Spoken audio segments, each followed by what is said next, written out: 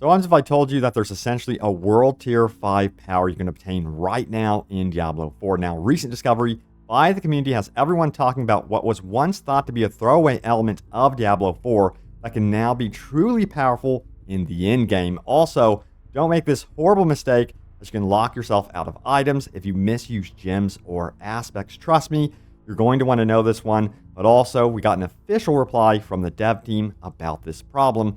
And there's new rewards up for grabs for the Druid, as well as the Barbarian. You're going to want to also mark these on your calendars.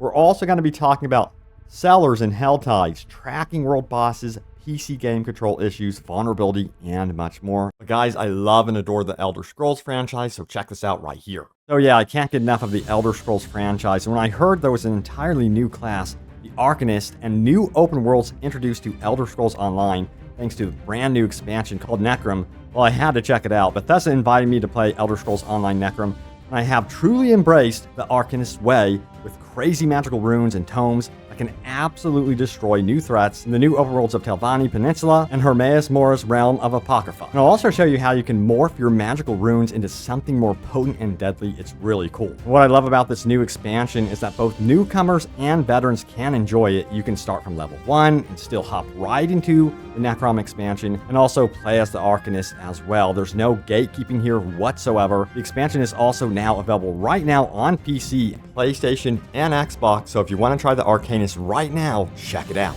Now, this is also a Morrowind adventure as well, and you'll get to see how entertaining these quest lines are. I've always told you guys you have to have likable characters or everything else falls apart. Well, there are characters here that are extremely memorable and will genuinely make you laugh. Now, there's also group content that has been introduced through Necrom, a new 12-player trial called Sanity's Edge, and a brand new world event called Bastion Mimic, or up to 4 players. And Necrom also adds new world bosses and public dungeons called Delves as well. But yes, we're going to start our adventure as the Arcanist right now and embrace the ancient knowledge of Apocrypha. So to watch and learn more about Elder Scrolls Online Necrom, click that link in the description below. Check it out. And a very special thank you to Bethesda for believing in what I do here and partnering up with me on my Elder Scrolls Online Necrom video. So yeah, let's get straight into this. Going straight to this post right here, talking about what is going on with the potential of unlocking world tier 5 level power. I kid you not. Let's get into it. It says this right here. PSA, high level Codex of Power aspects are much better. This was posted by Articus, who says this right here. After about level 85 or so, aspects from your Codex of Power that give flat number bonuses are more powerful than anything you can get from gear, even from iPower 800 plus items. Example, at level 95, the Death Wish aspect in your Codex gives about 4,907 thorns, while Berserking, now the same aspect on iPower 800 weapon, has a range of 2,795 through 3,106. Now, my guess here is that at level 80, there was supposed to be a new tier of gear, possibly for World Tier 5, which should have had gear higher in power than Codex aspects. But since it was removed, Codex aspects power at high levels overtook the ones from gear. So this is a great theory and seems to be the case. And it looks like what was once thought to be very much throwaway element of the game, these Codex of Powers, which a lot of people were thinking, hey, this is like the minimum aspect reward that you could get in the game. At least you can get it quickly and you can reuse these items. But hey, it looks like way later down the road, past level 85 in the end game, these are very, very useful. So yeah, go check it out. Now, also a note here as well, he does mention that this does apply to only the Codex of Power that give flat number bonuses. We're not talking about Codex of Power aspects that give out like percentage bonuses or that sort of thing, only flat number bonuses. So that is super important to know. So check your Codex of Power aspects when you finally hit level 85. But the question is, will Blizzard find out about this and want to bring these values down to kind of match what's going on in World Tier 4 and then wait until they potentially release World Tier 5 to bring values back up? We'll have to find out and wait what Blizzard has to say about it. But only time will tell, of course. I'm kind of curious to see what happens here, honestly. All right, so yeah, don't make this very big mistake. So check this out right here. This was posted by Wudajal. Hopefully I'm pronouncing that right. He says, if you have an awesome tweak item found at level 30, don't add a high level gem to it. Skull icon. Now, as you can see, he scrolls down and he gives an example right here. But some people were like, I don't understand what you're talking about. Can you please explain a little bit more? So yes, if we go to Twitter, it says, I'm new. Can you explain a little bit more on this? And we have Leon Black, who says, the gem he put back in his ring requires character level 60. And even when removed, the item retains that and requires you to be 60. Before the gem was put in, it was level 30 requirement. So yikes. That does not sound good and does not seem like it should be intended. In fact, we do have some replies from the dev team. Let's get into those right now. So we have Daniel Briggs of Blizzard, who says this, feels like this should probably give you a warning or just prevent you from doing it. It's not super clear what level each quality of gem is. Making a 400 item level 60 is never useful. Furthermore, he says this, if you remove the gem, is it still required level 60? I feel like this may have been already bugged, but I will confirm. And then Jokes Report of Blizzard also responded saying, we're aware of it, it's not intended. So if you are facing this issue or run into this problem, don't worry, it will be fixed in the future. But this problem also extends to aspects. Check it out. There are several replies about this right here. We have Elena, who says this, same happens if we accidentally imprint higher aspects, except we can't undo. Both item and aspect are wasted as equivalent new time level items.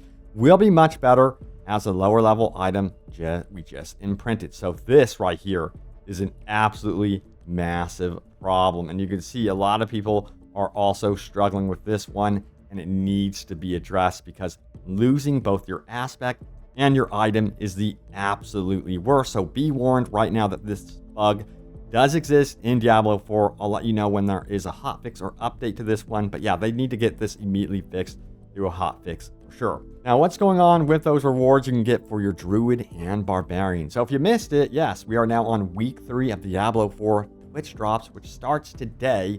And it is for the Druid. As you can see, these are the items you can actually obtain. Now, how do you do it? First and foremost, it begins today, June 19th, 12 a.m., but ends on June 25th at 11:59 p.m. PDT time. You must watch at least 3 hours of eligible Diablo 4 content while this Twitch drop is active to earn the Cleaver Weapon recolor, and then of course, watch a total of 6 hours to earn that Font of Mother back trophy. So yeah, let me know if anyone is willing to put the time in or not. I don't know, but yeah. Also, there is this one right here as well, because week 4 will be beginning after week 3, of course, and that's going to be all about the Barbarian. That's going to be happening on June 26th, and that will also be ending on July 2nd, and it's going to be the same thing with the requirements as well. But I will try to remind you guys, if you are interested in that, it'd be cool to have some new stuff for my Barbarian, not going to lie. Although I will say I'm getting plenty of stuff through the drop, so I'm pretty happy right now. So yeah. All right, so we got to talk about world bosses, Helltides, and Legion events. So yes, this was posted out on Reddit right here. Check it out. It says, world bosses, Helltides, and Legion events are all predictable. I'm not going to read all of this. It is very long-winded, but he has come up with these amazing calculations on how you can actually predict when each of these events actually unfolds within Diablo 4. I'm going to leave this in the description for you all. However, I have a point to showing this right now. I find it absolutely absurd that the community has to go to these links to even track this sort of thing. This should all be done easily in-game, and you should get clear warning ahead of time, even hours ahead of time, when a world boss will be appearing. I clearly remember before this game released, during the beta, during the server slam, there was a lot of concern from the community about this system, how the world boss spawns in. And Blizzard reassured us that, hey, don't worry, the final version of the game is going to be very clear. You're going to know when the world boss spawns in. That's just not the case. Like, it's pretty difficult to track in-game when the world boss spawns. And there's, in my opinion, not enough notice for when this actually happens. So yeah, you guys have suggested previously that they need some sort of notice board or something for all of these events. Make it very simple where you can check on it, or even like an in-game journal system where you can pop that open if you're not in town and you could check it. It's extremely important to the game, and it's one of those quality of life adjustments that needs to make it into the game, in my opinion. Now, we also got to talk about another issue that I have been facing when going into Helltides, and it's pretty underwhelming, and I'm kind of surprised by it. Cellars. Now it says Cellars should be affected by Helltide events. Cellars during the Helltide, being able to drop Forgotten Souls and Cinders would be awesome. Totally agree. Yeah, they should change up the Cellars, in my opinion, significantly in Helltides. Make them super infested. Give them a different look as well, like a very hellish, demonic look, like it's been overrun. I think that would be very, very cool, and make it super challenging. Before entering a cellar, you never know what you're going to get, what's going to happen. I think that type of paranoia would add a lot of tension into Helltides. Next up, we have this one right here. It says, PC players, do you feel like key clicks don't always trigger?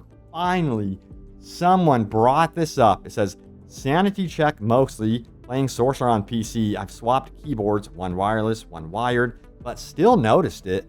I've been noticing that the spell icon will quickly blink like it registers the click, but the skill doesn't activate, specifically with Blizzard and Hydra. I also noticed this a ton on a horse when using the dismount attack. I'll hit one, you can see the icon has registered the click, but my tune won't get off the horse.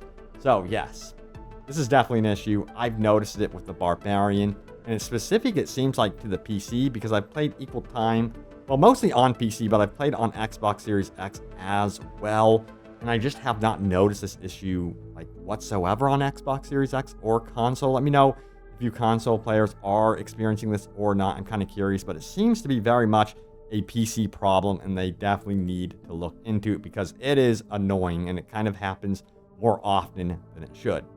We got to talk about vulnerability because this is a hot topic right now within the community. A lot of people are just not liking it. So it says, vulnerable is a must-have for in-game, bad for build diversity. If you want to do any meaningful high-level in-game content as a sorcerer, you need to run Frost Nova. Same with Necro, with Bone Spear, and Corpse Tendrils. Either give classes more ways to apply vulnerable, so we can have more diverse builds, or make vulnerable less strong. I was playing a Chain Lightning build with Lightning Spear, then switched the Spear to Frost Nova. It feels like the vulnerable from the Nova triples my DPS against packs. I have nothing against vulnerable as a mechanic. I simply wish that Sorcerer had more ways to apply it or access to the same glyph that Barb, Rogue, Druid have. Yeah, I don't know. I feel like maybe they need some sort of way to overall buff your character a new way that isn't so specifically tied to the skill that you have chosen. That could be controversial what I'm saying right now, but it would open up build diversity, having some sort of element added to the game that is more about buffs and adding different buffs in different ways instead of having it so tied to skills, because it really locks you in wanting to use certain skills over others. Of course, you're not going to go with a skill that does not have vulnerability on it. Like, vulnerability is so OP, especially with stuff you could do with the Paragon board. It is just not worth not investing in vulnerability at this point in the game. So let me know how you guys think this should be addressed or fixed. But nerfing vulnerability, ooh, I think that should be, treated very cautiously, because I can see a lot of people getting pissed off about that one, because a lot of builds are dependent on vulnerability right now.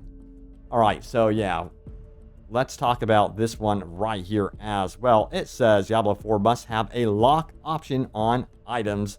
And yes, it's kind of a long-winded post, but I think you guys get the point that we need the ability to protect our most valuable gear in the game. I don't want to accidentally salvage something.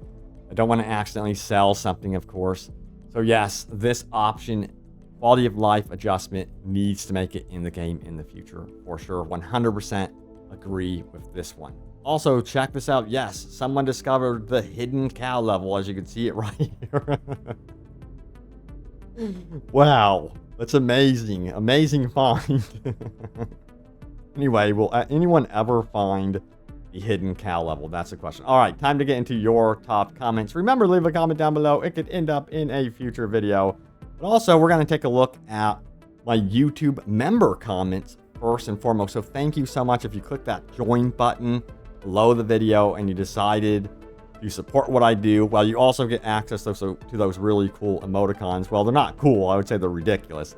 But yeah, you can have fun using those in the comments. But let's see what you guys had to say here, shall we? So check it out right here. It says, loving your content, man. The campfire discussion just showed me how out of touch Blizzard is. This is not a Blizzard game. It's an Activision game.